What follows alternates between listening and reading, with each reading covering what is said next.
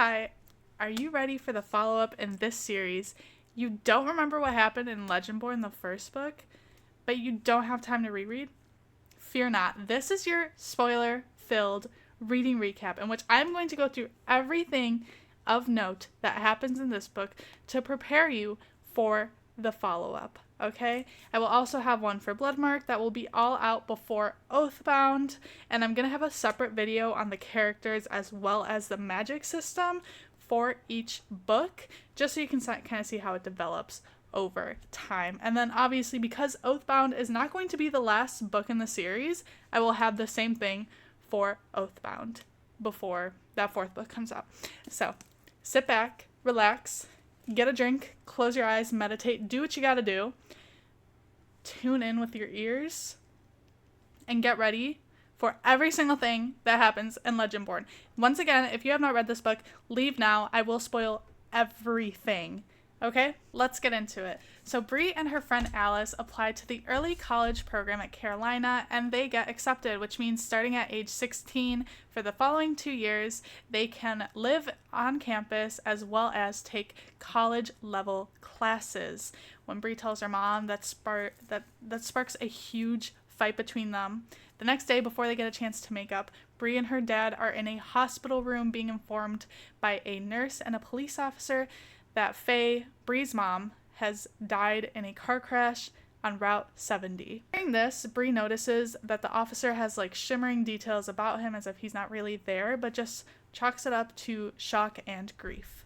3 months later, first night on campus, Bree and Alice, along with their acquaintance Charlotte and her boyfriend Evan, are at a jump off the cliff into the quarry freshman year tradition party. While Bree is contemplating jumping off, she meets a Selwyn Kane, a yellow-eyed beauty, who convinces her not to jump off. And during their little exchange, she notices these invisible sparks on her cheek. Unfortunately, yelling pulls them apart. She goes back to the clearing where everyone is and sees that a fight has broken out between two guys and notices this weird flickering, shimmering light above their heads. No one else sees this except for Sel, who she makes eye contact with across the clearing. He starts moving his mouth, and she feels this need to leave, and so she starts to leave. Except she falls on her way out, cuts her hand, and kind of that pain cuts through the days of her desire to leave. And so she stays hidden and watches as Sel and this girl Tor pull magic and weapons out of thin air, essentially, and fight the flickering lights that turns out to be a demon that was making those two boys fight. During that exchange, they ask that demon, "What are you doing so far away from your gate on campus?" To which it replies, "Not my gate." And they don't know what this means, which seems pretty standard, pretty straightforward what "not my gate" would mean, but they kill it anyways. They leave.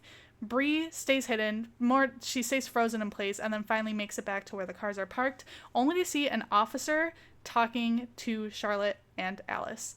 They have to get driven back to campus by the cop. While that cop is driving them home, though, he pulls over because he sees two individuals along the side of the road, and who else is it but Sel and Tor? And the cop apologizes for stopping them, and then Sel dismisses him.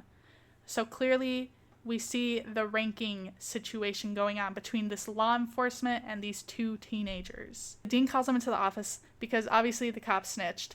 Luckily, they're not expelled, but they do have to get mentors. Alice, this whole time, is absolutely pissed at Bree. She didn't even want to go to the party in the first place. She starts remembering the night of the hospital, which her grief compartmentalization of after Bree is trying to push those memories back, except she realizes that the same type of flickering light she saw on the officer that she previously had chalked up to just grief and shock are actually the same type of flickering magical lights that Sel used in the clearing.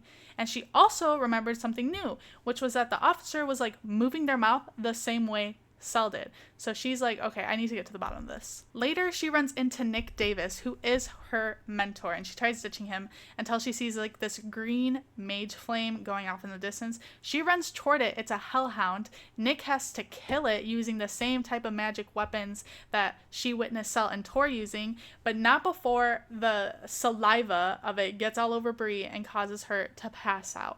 She wakes up in the lodge, fully bandaged up, healed.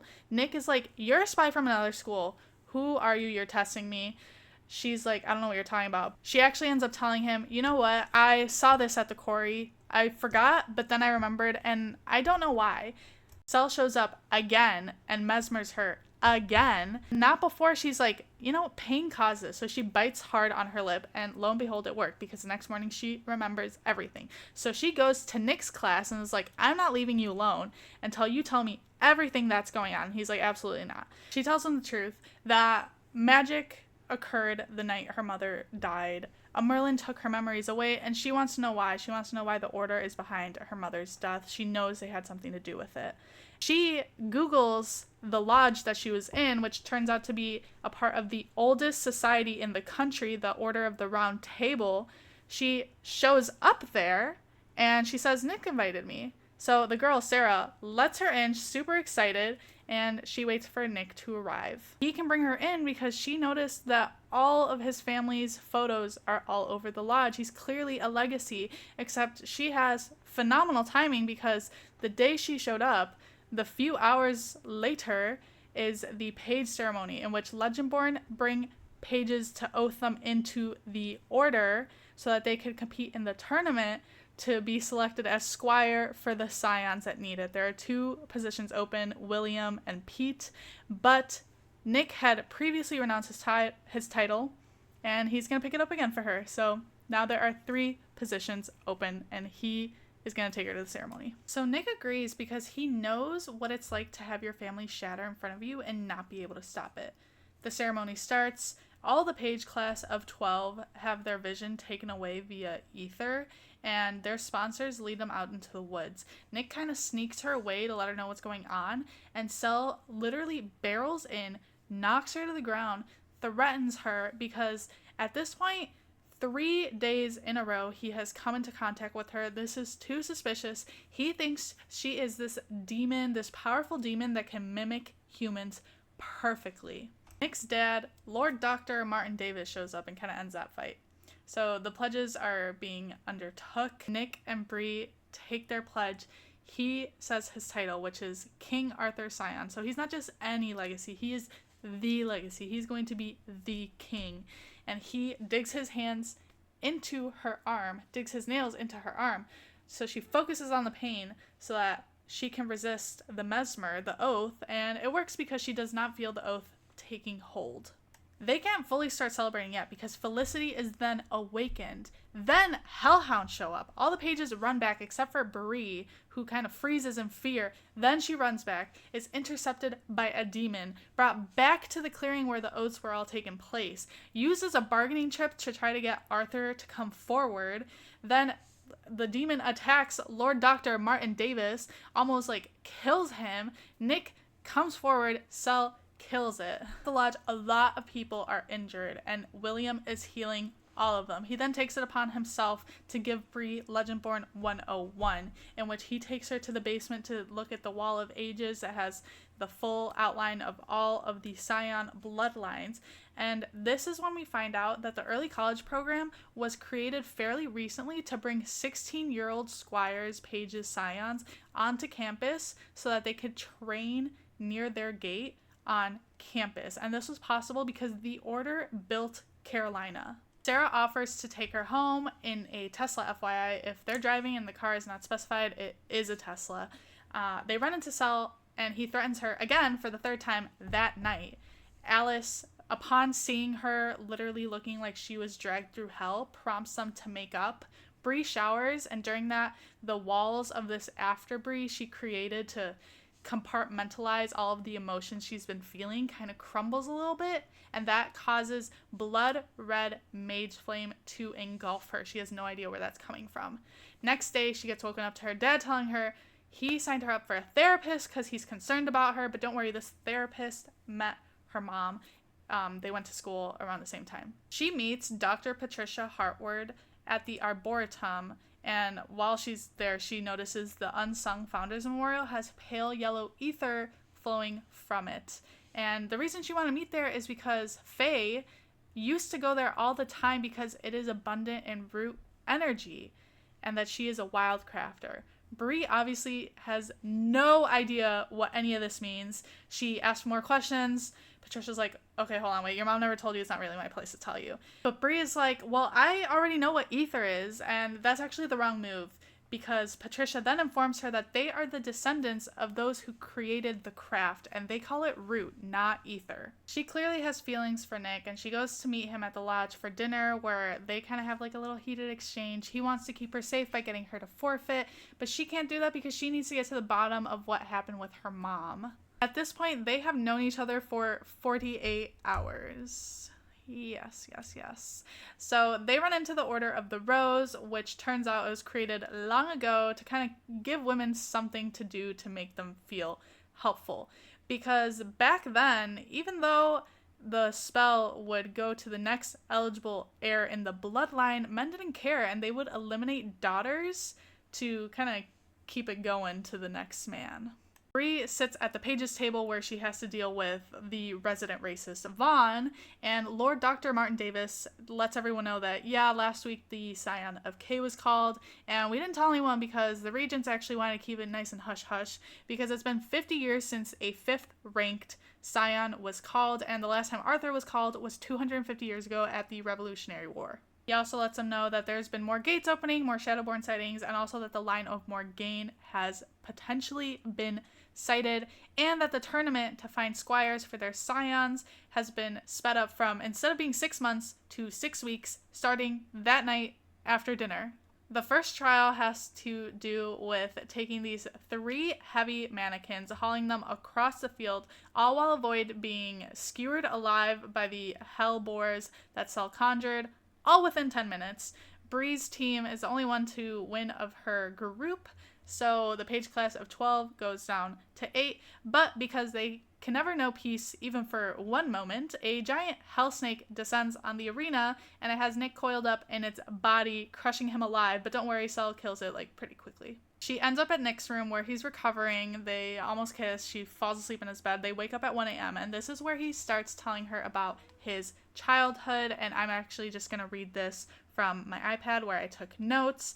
So his dad homeschooled him to control what he learned and told the lieges, training him, not to hold back, because even though he is 8 years old, he's not actually 8 years old because he's their king. And they listened to him. They were not holding back. So every time he would come home bloody, beaten, bruised up, those were the days that his parents fought the most. So one night his mom woke him up, told him, pack your bags, we're leaving. They get about a mile away before they're surrounded by cars. The regents and an unknown Merlin take her away, and the next time Nick sees his mom is like a few weeks later in the park. He runs up to her, hugs her, it's like, oh my god, I miss you, when are you coming home? And she goes, who are you?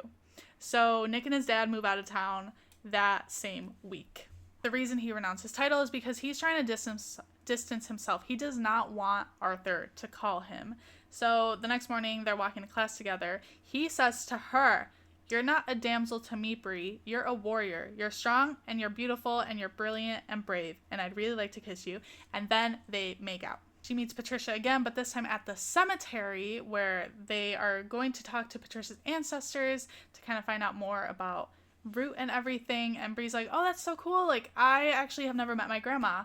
She died before I was born, and I also don't have great aunts or, anyone else. And Patricia's like, okay, yeah, and she takes her hand and they go back into a memory. She's taken back to July 1865 to Louisa, and she witnesses a wild crafter healing another woman as she lays out herbs as offering, and the ancestors give her enough power to kind of just stave off infection, and she uses yellow root flame. And this starts to conflict with what she knows about the Order, because she has seen William fully heal rooms full of injured people before. Patricia lets her know that she also shouldn't be able to see raw root in its form unless the ancestors grant her sight, which they can only do for like a short amount of time, not all the time, as Bree is able to do so. She lets her know that the Order is actually blood crafters. They have colonizer magic. They steal it from their ancestors. They don't borrow it, and they reap what their magic sows. Louisa then does something completely unprecedented, something she should not be able to do. She breaks the memory, looks Bree right in the eyes, and takes her back to a different memory. Louisa and Bree are now in a different cabin in 1815 with Cecilia, in which they're watching the birth of a crossroads child, a child with two glowing, brightly amber eyes, a monster. And then Cecilia looks at Bree and takes her on a different memory. Cecilia and Bree are now in a memory in the not too distant past. They are with Patricia's sister Ruth. They come across this figure who's speaking an unknown language, not Welsh, which is the language of the order, and not English either, and they watch them open a gate under the bell tower on campus and Shadowborn coming out of it. She's out of the memory walk. She sprints to the lodge. William's there, and she tells him her discovery that Sel is actually half monster. And he's like, yeah, we know. Technically, all Merlins are half demons. And then Sel shows up because obviously he has great hearing and threatens her once again. Surprise, surprise. She tells Nick about the gate opening, and he's like, well, there would be records about that, and there aren't. So then the second trial happens, and it's a scavenger hunt for magical artifacts all across campus while avoiding Sel's hellhounds at 1 a.m. Sel's her chaperone for this event, and he corners her in the cemetery and is like, I know you're a demon, just like fess up. And she's like, I don't know what you're talking about. Actual hellfoxes show up. She is so focused on them, her red mage flame comes out, and Sel sees it, is like, what the hell is that? And finally he believes that she is not a demon. They escape. She's actually kind of annoyed that he his interest in her gets tossed aside so easily. They escape the tunnel only to be attacked again, and she kind of gets her fist stuck in one, and he's like super sweet and gentle when he's helping her get out of it. But then Tor shows up and they find out that she was awakened. She is third ranked. Nick also shows up, in which he punches Sel after he finds out what he did to Bree in the cemetery. Bree starts feeling non-hatred for Sel at this point, and she even defends him later on. The third and final trial, the combat trial, is now set to take place in 5 days. Screw those 6 weeks. But through all the commotion, we find out that Bree made the cut in that second trial, and the page class is now down to 6. She meets up with Patricia and Mariah to find out more about her ancestors, trying to talk to them, and we find out it's still the first week of classes. Yeah. Anyway, Mariah's trying to get a connection to Bree's ancestors, but she notices it's blocked. She's like, oh, something bad happened here, and then Bree runs away. She goes back to the lodge for training for the combat trial, and she decides acceptance isn't for her. It's for people whose parents died naturally and are actual accidents, so she can't give up. Bree starts training with Jillian for the combat trial, and she's bad. She's really bad. She has no combat experience. And so the night before the trial, Stella's like, you're terrible. You don't need to win this. You just can't lose badly. Let me help you. And so she decides to stay back, and he helps her. She has what I personally feel is a prophetic dream, in which she is wearing shining ether armor and nameless, faceless regents kneel on the ground before her, and she levels her crystal blade at their throats. Okay? Patricia also meets her outside of her dorm and breaks up with her because she thinks she has PCBD, which is persistent complex bereavement disorder. So she thinks she has traumatic grief at this point because she has a lot of distrust of new people. She's obsessed with finding out what happened with her mom. She cannot move forward, and that her showing her root is only enabling her, and as a therapist, she doesn't want to enable people. Combat trial is occurring. She is out of bounds for the first one. Second one, she wins. Third one against Vaughn, resident racist. She also wins, but after it's called, he gets up and attacks her on the neck, and she wakes up later on, fully healed. She sneaks out to go talk to Nick, but instead hears Sel going crazy outside, so she decides to sneak out to talk to him, and he lets her know that Nick is questioning his humanity.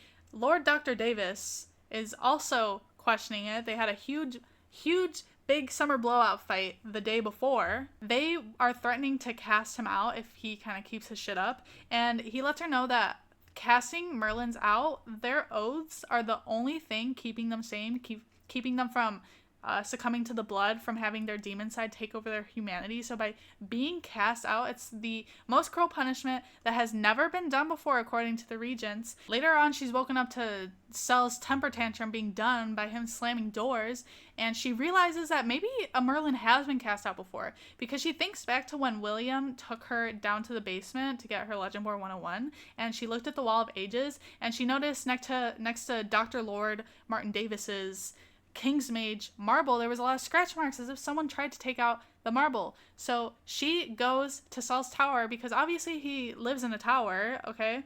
And when he opens the door shirtless and kind of wet from sweat or shower, we don't know, and she can't stop staring and requests for him to put a shirt on, she decides to tell him everything, okay? Everything, including obviously he knows about her power. So at this point in time, Bree, Mariah, Patricia, and Sel are the only ones who know everything about Bree, because Nick does not know about her powers. So he's like, okay, I'll try to help you. They go to Lord Dr. Davis's current house, Nick's childhood home, where Sel also grew up with him, and they kind of look through his study, and the way they get there is a piggyback style Twilight reference. Okay, it's even alluded to in the book that it's a Twilight reference. Anyway, they look through the study, they find a confidential file, they take it back to the lodge, they look through it, they find a letter dated March 31st, 1995, in which there were 14 once-borns killed, 15 witnesses. Natasha Kane, Sel's mother, is supposedly the one who opened the gate, even though she denied it repeatedly during the investigation, and they put her in their most heavily warded prison. Now, before this, Sel, while they were looking through Davis's study, Sel was telling Bree, he was opening up to her a little bit, and he was like, yeah, my mom died when I was young by a demon. And then I went to live with, then they sent me to school, and then I went to live with Nick and his dad to be Nick's King's Mage, and then I fell in love with Nick when I was 13, you know? So now he finds out that she didn't die. They actually put her in a prison. But the regents were like, oh my gosh, she is so powerful. She is so great. She's so talented. What a waste. You know what? If she has some sane years in her, we can let her out on probation so she can procreate. And that they did 5 years later. Okay? 5 years after the incident, she was released. 12 years after the incident, she had a relapse and is taken back into containment, and her young child is put in a school to be trained to be Nick's King's Mage. Lord Dr. Martin Davis then decides to replace Natasha Kane, who was his King Mage, with Isaac Sorensen as his King's Mage. The regents want all records of her expunged and this whole thing to be kept quiet. He now feels more connected to Sel. They keep looking through the file to find something about Bree's mom.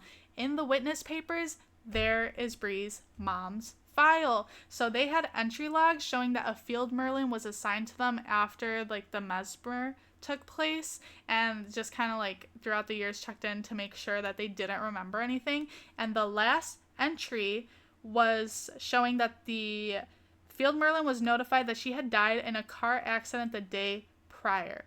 So now we know that the car accident was indeed a car accident all along. Now we know, dear reader, that this is indeed also where I started crying. So Bree at this point begs Sel to take her memories of her mother away. She says, I won't resist the mesmer this time. Please take her away from me. Sel is like, don't ask me to do that. Absolutely not. So she's like, okay, I gotta go. She tries leaving the lodge, runs into Nick. Nick sees her upset, and he's like, no, I need you to know that I would have chosen you. If the war Camland comes, I need you by my side. She says no, and Felicity takes her home in a Jeep, not a Tesla. It's been a week since that incident. She's just going through the motions. Her dad shows up to campus to take her out to breakfast, Waffle House specifically.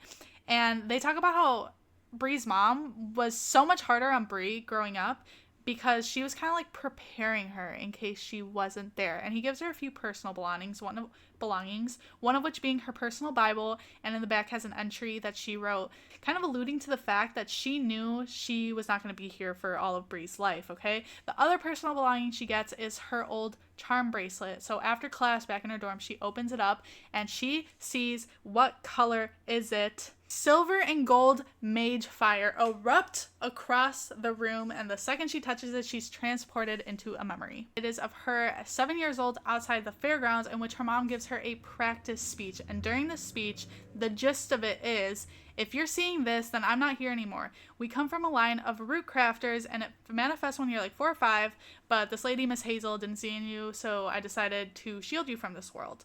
Our family has another secret that's just special to us. That's bloodcraft. I don't know how or who did it, but it has a cost, and that cost for us is a power can only live in one daughter at a time. You can fight or flight. I fought once on campus when the gate opened, and I don't regret it, but I do regret holding on to my mother's death so deeply. Then she looks past Bree, says, she won't remember any of this, right? Bree tries to look behind her. The mom doesn't let her, and a woman behind her goes, no, she won't. Bree decides to move forward like her mother wanted her to. So she meets up with Patricia and Mariah again, where she apologizes for how she acted, and they agree to help her talk to her ancestors again. And she broke down the after Bree wall. She opened up that line of communication, and it turns out she is a medium because she was able to commune with her grandmother, and now her grandmother is living in her body with her. It's the day of the gala. She shows up, and the gala is where order members from all over the world kind of congregate. They find out information on the order, like what's going on, you know? And they also, this is where the Scions announce who their squires will be. And if you want a visual, she was wearing a red and gold dress with champagne tulle. As Nick and Bree are dancing, Isaac Sorensen shows up, tells Nick, like, hey, your dad wants to talk to you. Isaac tries talking to Bree, and then Cell shows up, interrupts that, and he and Bree start dancing. The Scions announce their squires, so William chooses Whitty, Pete selects Greer, and then Nick selects Bree, even though she's not on stage, and even though she, like, technically quit, and she accepts because she already feels bonded to him. She's like, this is right. This is what I have to do. And then pandemonium ensues. People are, like, yelling at her, rushes her to a room, goes to get Nick, brings him in. When they show up at the door, she looks between them, the fallen angel and king, and feels a deep churning thrill at what I've done, what we've done. This is how it will be now. Oaths between us, bound to each other forever. Then her and Nick kiss. Obviously, Cell leaves before that occurs, but he's interrupted because his dad wants to see him again. Like, God, you had him for so many years. Get over it. Then Isaac comes and takes Bree. He comes to in Davis's, Lord Dr. Davis's study, in which her and Cell were previously in, rifling through his stuff. Okay, and he tells her everything. He's like, actually, I opened the gate back then. I'm opening all of these gates now, and I'm trying to bring the war Camland to fruition. I tried to do it when I was Arthur. It didn't work. I did it because I want the power that it holds. It didn't work for me, but it's going to happen for Nick. And Nick is then going to listen to me. And I'm actually going to be like the king behind it all. I'm going to be making the decisions, okay? And I will even show Nick how to open the gates if I have to. Which, you know, sounds forceful if you ask me. Isaac shows up with Alice and starts, like, erasing her memories. He erases, like, 2 weeks. And they tell Bree she has to leave Carolina, say the program was too hard for her, never speak to anyone in the order, forget the Legendborn world, and apply to a different out-of-state college when the time comes. Otherwise, they'll find other loved ones to incentivize her. So she accepts. When they get back to her dorm room, her grandma, though, is like, oh, I brought this healer 3 generations back.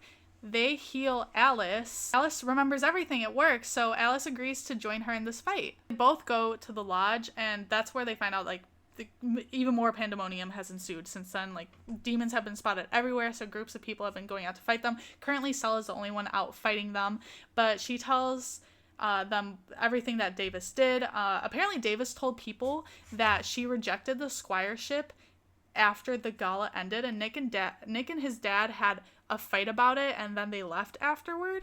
She tells everyone what happened, what her and Cell found out, what he did to her in the study, what he said to her in the study, and I believe everyone is there who should be there, minus Tor, who's injured. I don't know if she's unconscious or not, and then obviously Nick and Cell are not there, but everyone else is there, and they believe her. John shows up at this point. He has a change of heart. Apparently Davis had, like, promised him Nick's squireship position, but then he saw, like, all the demons coming out, so he came to help. They figured out that Nick and his dad, if Nick is if Nick's dad is for sure trying to get Camlin to get started, they would be where Excalibur is, which is at the Cave of the Dragon. So they split up into groups because there's like 6 tunnels that could potentially lead there, and they go there. Bree is with Evan and Fitz. Fitz dies via imps that attack them in the tunnel, and they keep going, but then Bree realizes that Evan is not making any noise. And it turns out that he is actually the powerful demon that can mimic people that Cell accused her of being is actually what Evan is, and that demon's name is Raz, R-H-A-Z, and he had killed Evan to kind of take his place, take the oath. So we know for sure that Evan knew Bree. So at the quarry was definitely the real Evan. I look back in the book to try to figure out when Evan and Fitz were oathed together, and I can't find that. So at least the quarry Evan is the real Evan, and then after that he got killed somewhere. So we find out that he is working for his mistress Morgaine, and that his plan is to get the Scion of Arthur to awaken and then kill him, because if you do that, then the bloodlines are done forever. The spell is broken. He makes it to the cave. He kills Whitty, then Russ, then Cell swoops in as a shapeshifted owl, attacks him. Everyone thinks he's dead. Nick this whole time has been resisting the call because he doesn't want his dad, to get what he wants. Everyone's distracted. Raz rises up, attacks Cell, hurts him. That is what causes Nick to kind of lose his control, and he accepts the call at that point. So Nick walks over to Excalibur. At the same time, Grandma is like, hey, I actually got the oldest mother. She can tell you now everything about our family. He grabs Excalibur, he pulls, and the sword does not budge, and then Vera, the oldest mother, takes Bree back in time. Okay, and so obviously you have read the book. You know what this is. I included the trigger warnings at the beginning. Vera shows Bree the memories of her as a young slave, and hearing her master Davis and his wife Lorraine fighting because they don't have kids, and then a man named Reynolds, who is the line of Lancelot, who's the scion of Lancelot, sneaking and like being with the master's wife. She gets pregnant with him. Master Davis, obviously the scion of Arthur, hurts Vera. She is pregnant with his kid then. She knows he's gonna hurt her, so she runs away, and she hears them coming for her. So at that point, she calls on the ancestors by pouring her blood on her offering, and she says, protect us please, all of you, everyone. Protect me so I can protect her. Help me see the danger before it strikes. Help me resist their entrapments. Give us the strength to hide and to fight. And the voices say there is a price, one daughter at a time for all time. She binds them to it, and that is when red fire comes streaming out of her. She then goes through a whole bunch of other memories of her foremother. She sees her mom walking on campus with a woman with smiling yellow eyes and black hair. She's then in the car with her mother when the accident happens, and her mom turns to her and says, it comes for all of us, Bree. Then she's in the hospital room, and the full memory comes back to her at that point, and the officer is not an officer at all. It's actually the same woman she saw her mom walking with on campus, which is Cell's mother, Natasha, and she's crying, and they were friends. And then she comes back to Vera, and she's like, I still choose to fight in this war. And so Vera shares the final truth, which is a legacy forced, not given. And she releases him and gives him a voice. And at that point, Bree is back in the cave, and she pulls Excalibur free. Nick is the scion of Lancelot, and there's actually 2 potential lines with eligible heirs from obviously Reynolds and his wife's family, and then Reynolds and Davis's wife's family, and the scion of Arthur, that line is only in Bree's family. Arthur calls to defeat the demons in the cave, and that they do. And during this, Bree kind of announces her full title in a battle cry, and it is that she is a medium born from the earth, blood crafted, born from resilience, and Arthur awakened.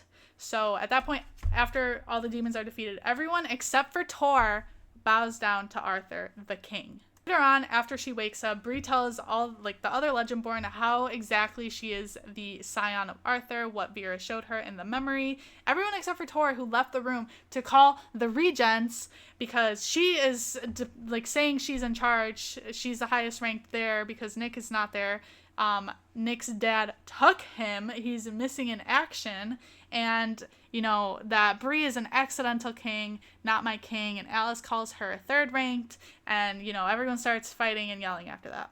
They don't know what the next steps are. They don't know what to do. But Bree and Sel do get a moment alone in which she tells him that, like, of her memory of his mother in the dreams and how their mothers were friends. And in the memory at the hospital, which was just like 3 and something months ago, she was completely lucid. She did not look like she was succumbing to the blood at all. And that she thinks that what the regents said is actually a lie, that Merlins don't have to succumb to the blood. And at this point, Sel says, "You are my king, Cariad," which means love or darling in Welsh.